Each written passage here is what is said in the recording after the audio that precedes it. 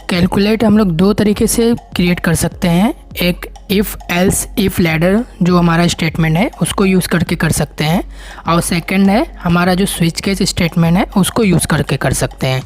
But switch case statement easy है if else ladder से, तो इसीलिए हम लोग स्विच केस स्टेटमेंट में प्रोग्राम को करेंगे। तो सबसे पहले हम लोग क्लास नेम क्रिएट करते हैं। क्लास नेम हम लोग कैलकुलेटर देंगे।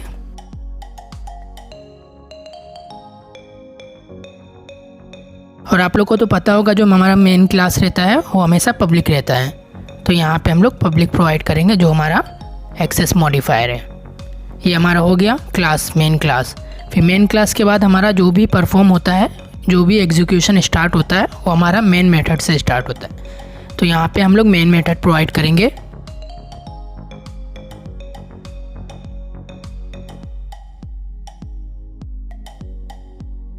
नोटपैड पे कर रहा हूँ, आप लोग इक्लिप्स या फिर अदर कोई सॉफ्टवेयर पे कर सकते हैं।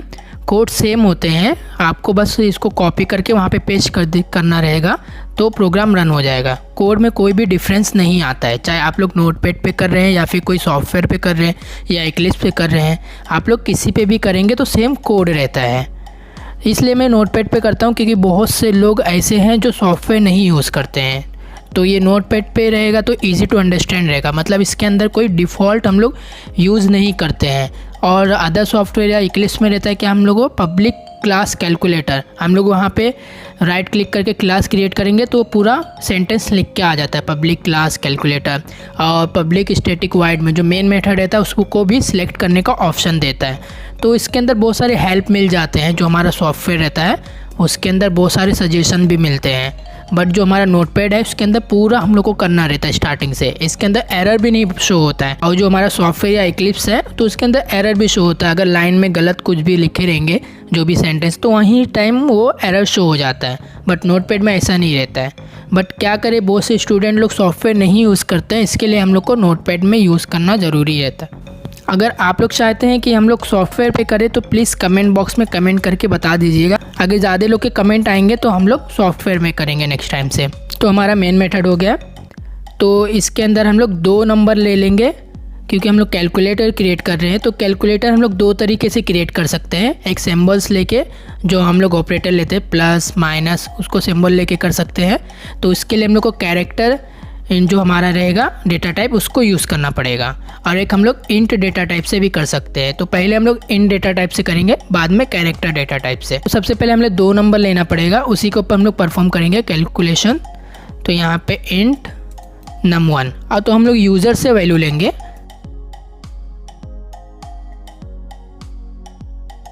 अब यूज़र से वैल्यू लेने के लिए हम लोग को स्कैनर क्लास यूज़ करना पड़ता है।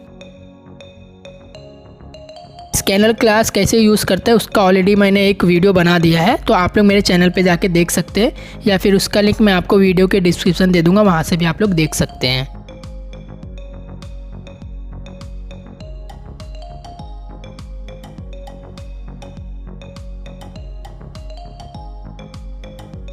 ये हमारा हो गया स्कैनर क्लास। यहाँ का उसका ऑब्जेक्ट भी बना दिया मैंने। अब फिर इसके ऑब्जेक्ट की हेल्प से हम लोग जो num1 num2 का वैल्यू रहेगा उसको रीड करेंगे। तो यहाँ पे हम लोग डिक्लेयर करेंगे। पहले यहाँ पे एक प्रिंट ले लेते हैं।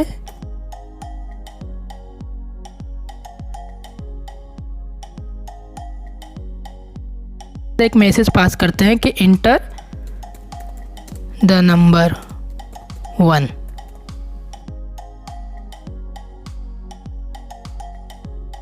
इसको हम लोग num1 को यहाँ पे रीड कराएंगे। तो यहाँ पे num1 is equal to sc dot next. अब ये इंटीजर में है, यहाँ पे हम लोग ने इंट लिखा है, इसकी वजह से जो डेटा टाइप रहता है उसको लिखना पड़ता है यहाँ पे। ये हमारा हो गया। अब इसी को कॉपी करके हम लोग num2 को भी डिक्लेयर करते हैं, उसका भी यहाँ पे देखिए मैंने कॉपी किया, इसको पेस्ट करते हैं।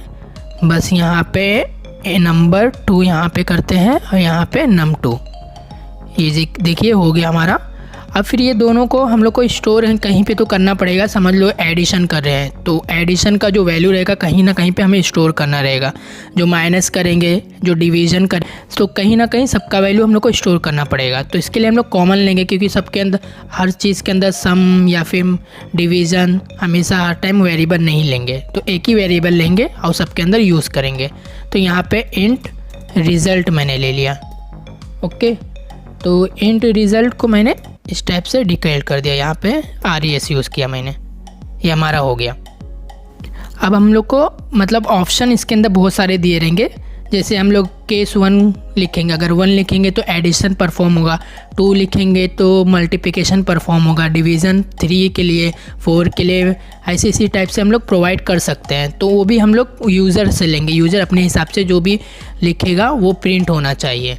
तो यहाँ पे एक हम लोग इंट ऑप्शन लेते हैं, इसको भी स्कैनर क्लास में ही पास करेंगे। तो यहाँ पे उसको भी हम लोग मैसेज पास करके इसको भी हम लोग रीड कराएंगे, ये देखिए इस टाइप से। तो यहाँ पे इंटर द ऑप्शन लिखेंगे, इंटर द ऑप्शन। तो यहाँ पे इसको ये देखिए OP, ये भी इंटीजर में रहेगा क्योंकि नंबर में कर रहे हैं हम लोग। देखिए हो गया हमारा। फिर इसके बाद हम लोग स्विच केस स्टार्ट करते हैं। यहाँ पे हम लोग ने सबको रीड करा दिया। देखिए स्कैनर क्लास से हम लोग ने सबको रीड करा दिया, यूज़र जो वैल्यू देगा उसको रीड करेंगे। तो यहाँ से हम लोग स्टार्ट करते हैं स्विच। तो यहाँ पे हमारा स्विच केस रहता है। तो स्विच केस में आपको पता है कि क्या लिखते हैं, जो हमारा ऑप्शन है ये देखिए OP जो है उसको हम लोग को टाइप करना रहेगा क्योंकि 1 2 इसी में रहेगा ऑप्शन में, यहाँ पे ऑप्शन। तो यहाँ पे पहले हम लोग देखिए इंटर दी ऑप्शन। तो यहाँ पे हम लोग कुछ और मैसेज पास कर सकते हैं कि जिससे सामने वाले को समझ में आए कि 1 नंबर पे क्या हो रहा है, 2 नंबर पे क्या हो रहा है। तो यहाँ पे हम लोग लिखते हैं इंटर दी ऑप्शन, फिर यहाँ पे 1 नंबर, ये हमारा क्या होता है एडिशन।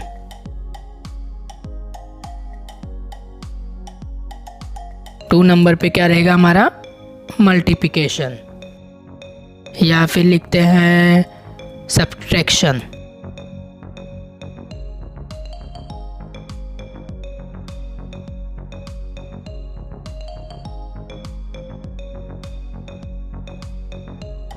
थर्ड नंबर पे मल्टीप्लिकेशन। हम लोग ने शॉर्ट यूज़ किया है, तो आप लोग फुल यूज़ कीजिएगा क्योंकि टाइम लगेगा हम लोग फुल टाइप करने के लिए। यहाँ पे डिवीज़न, तो यहाँ पे डिवीज़न लिख दिया मैंने।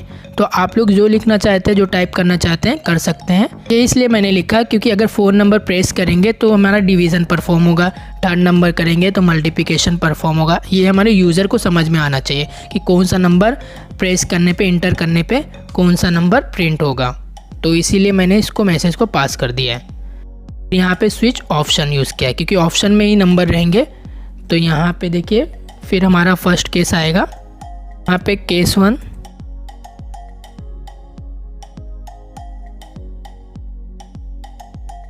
केस 1 में हमारा क्या है एडिशन, और हम लोग ने एक RES नाम का जो हम लोग को लिया है वैल्यू स्टोर करने के लिया है। तो यहाँ पे RES is equal to num1 plus num2 हो गया। अब इसको हम लोग को प्रिंट करना रहेगा। तो यहाँ पे system.out.println लिखेंगे।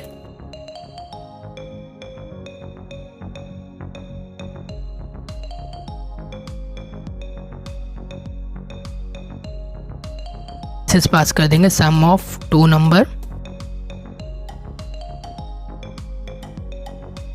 पे हम लोग ने मैसेज पास कर दिया। अब क्या, जो हमारा RES रिज़ल्ट जो है इसका वैल्यू भी हम लोग को यहाँ पे पास करना रहेगा। जो हमारा रिज़ल्ट आएगा दोनों का एडिशन का, वहाँ पे हम लोग को प्रिंट करना रहेगा। तो यहाँ पे कॉन्केट मतलब प्लस करेंगे RES, ये देखिए हो गया। अब इसके बाद हमें ये केस 1 को स्टॉप करना रहेगा, मतलब ब्रेक करना रहेगा। तो यहाँ पे हम लोग ब्रेक यूज़ करते हैं इसीलिए स्टॉप करने के लिए। ये देखिए हमारा केस 1 कंप्लीट हो गया। अब हमारा केस 2 होगा। केस 2 पे क्या है सब्सट्रैक्शन। तो हम लोग इसी को कॉपी कर लेते हैं केस 2 के लिए, इसमें चेंजेस कर देंगे। पे केस 2 ओके। तो केस 2 के क्या होता है माइनस रहता है, यहाँ पे सब्सट्रैक्ट कर रहे हैं। तो यहाँ पे सम के बदले हम लोग सब्ट्रैक्शन लिख देते हैं। तो ये देखिए हो गया। अब यहाँ पे थर्ड पे क्या हमारा है मल्टीप्लिकेशन। मल्टीप्लिकेशन के लिए भी हम लोग इसी तरह से प्रोवाइड करेंगे।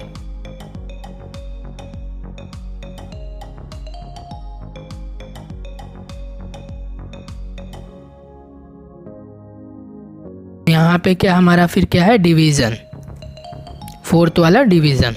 Case for division.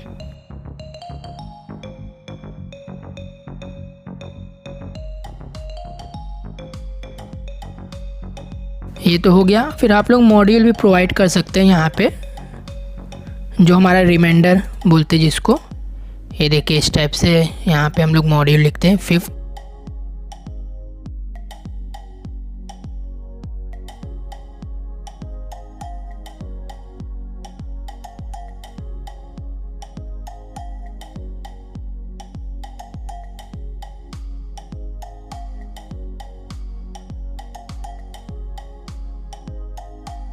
अब हम लोग ने यहाँ पे 5 केस दे दिया। अगर हमारा यूज़र 6 नंबर प्रेस करता है या फिर 5 से ज़्यादा प्रेस करता है, इंटर करता है, तो उसको कुछ ना कुछ मैसेज पास होना चाहिए। तो इसलिए हम लोग डिफ़ॉल्ट यहाँ पे यूज़ करेंगे। यहाँ पे default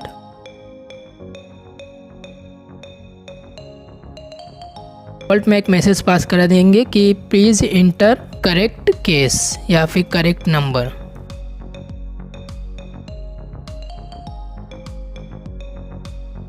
enter 1 to 5 numbers.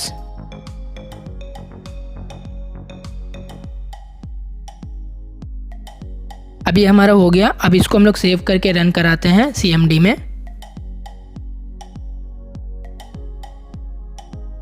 Class name क्या था? कैलकुलेटर। तो कैलकुलेटर के नाम से सेव करेंगे, कैलकुलेटर डॉट जावा, क्योंकि हमारे जावा फाइल है। तो यहाँ पे हम लोग ने कमांड प्रॉम्प्ट ओपन कर लिया है। तो यहाँ पे हम लोग को पाथ देना पड़ेगा जहाँ पे हमारा फाइल जो सेव है उसका लोकेशन। तो मेरा CD one drive CD desktop, हमारा फाइल का लोकेशन पहुँच गया है। तो फिर अभी हम लोग ने जो सोर्स कोड दिया है उसको पहले कंपाइल करेंगे, मतलब कन्वर्ट करेंगे हमारा जो रहता बाइट कोड में। फिर बाइट कोड को रन करता है हमारा जो जावा। तो कंपाइल करने के लिए हम लोग जावा सी यूज़ करते हैं। जावा सी हमारा सोर्स फाइल नेम क्या है? कैलकुलेटर डॉट जावा।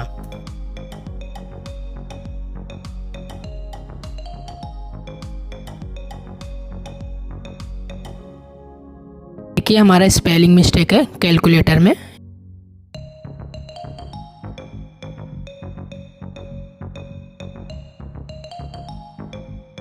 देखिए एरर आ रहा है कहाँ पे? जो हमारा केस 5 में, यहाँ पे हम लोग ने सेमी कॉलन दे दिया है। ये देखिए केस 5 में यहाँ पे ओनली कॉलन आता है। ये देखिए इस टाइप से।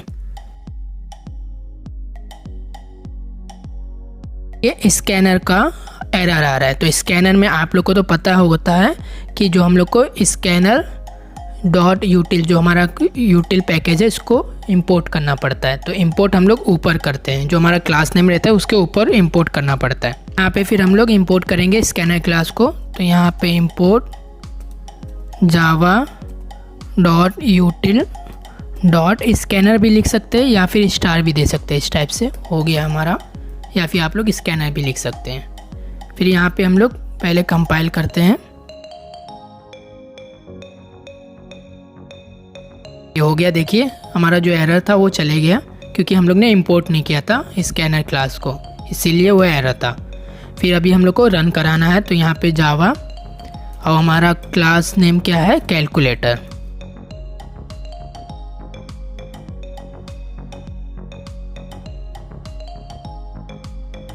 मेन मेथड में हमें एरर आ रहा है, main method is not found class calculator. यहाँ पे देखिए जो हम लोग ने मेन मेथड में पैरामीटर पास नहीं किया, जो एरर रहता है देखिए वो हम लोग को पास करना कंपलसरी है। यहाँ पे देखिएगा एरर आया हुआ है। मैं इसलिए नहीं लिखा था कि ताकि आपको समझ में आए कि अगर हम लोग पब्लिक स्टैटिक वाइड मेन में हम लोग स्ट्रिंग जो पैरामीटर रहता है उसको पास नहीं करते तो क्या एरर आएगा।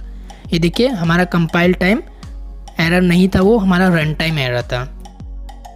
स्ट्रिंग ARGS जो एरर आता है ये हमारा रन टाइम एरर रहता है, और इससे पहले जो था हमारा कंपाइल टाइम एरर था।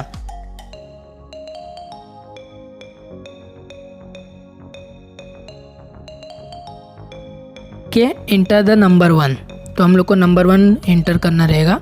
तो मैं यहाँ पे 25 करता हूँ।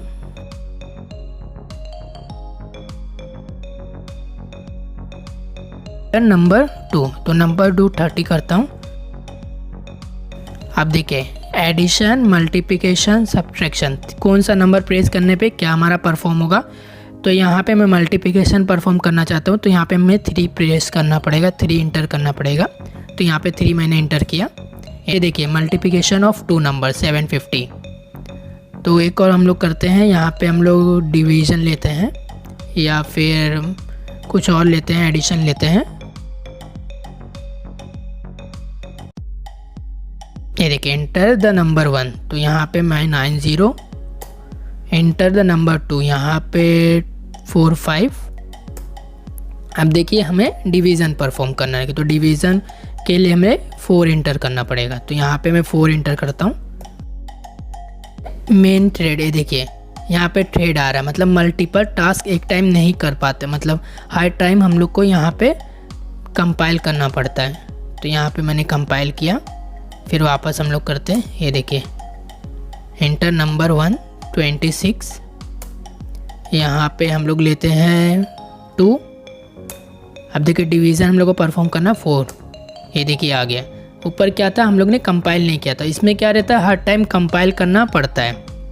और जो हमारा सॉफ्टवेयर या इक्लिप्स रहता है वो क्या ऑटोमेटिकली वो बैकग्राउंड में कंपाइल होते रहता है, वो डायरेक्ट रन होता है। तो ये दोनों में डिफरेंस यही है कि हम लोग इस तरह से कर सकते हैं।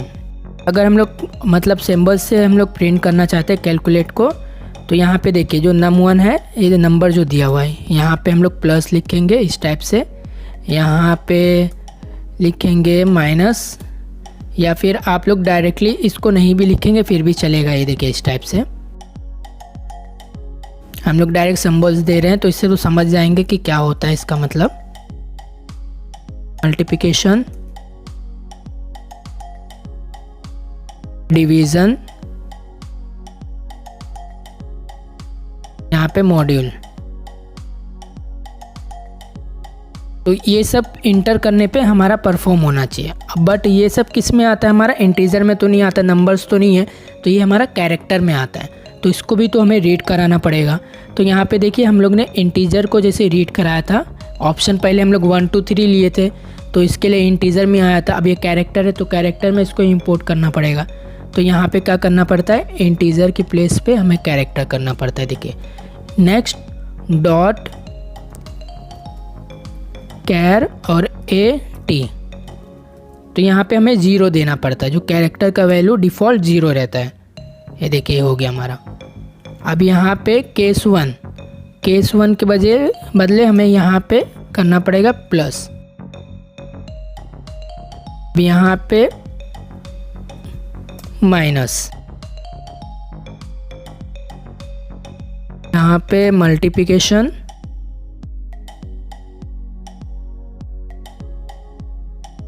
डिवीज़न, यहाँ पे मॉड्यूल। नए चेंजेस करना है और बाकी हमारा सब सेम रहेगा। इसको हम लोग सेव करके फिर रन करते हैं। तो यहाँ पे देखिए आगे CMD में, तो आपको पता है कि जितने टाइम हम लोग परफॉर्म करेंगे उतने टाइम हम लोग को कंपाइल करना पड़ता है।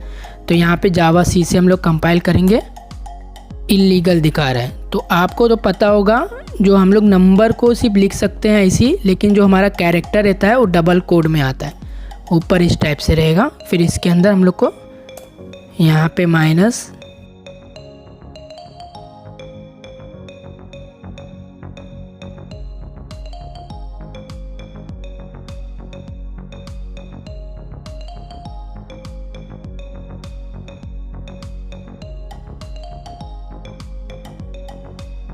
हो गया। अब इसको वापस रन करके देखते हैं। तो हमें कंपाइल पहले करना पड़ेगा।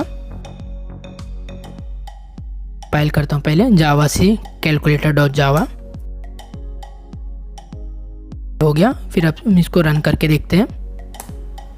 फिर हो गया देखिए। फिर यहाँ पे हम लोग को इंटर नंबर 1, यहाँ पे 10, इंटर नंबर 2 25। अब देखिए इंटर ऑप्शन, यहाँ पे डायरेक्ट दे रहा है प्लस माइनस। आप लोग जो सिंबल प्लेस करेंगे वो परफॉर्म होगा। तो यहाँ पे मैं प्लस करता हूँ, ये देखिए प्लस किया मैंने सिंबल। यहाँ पे देखिए सम ऑफ 2 नंबर, ये हो गया। वापस हम लोग कंपाइल करके दूसरा करते हैं।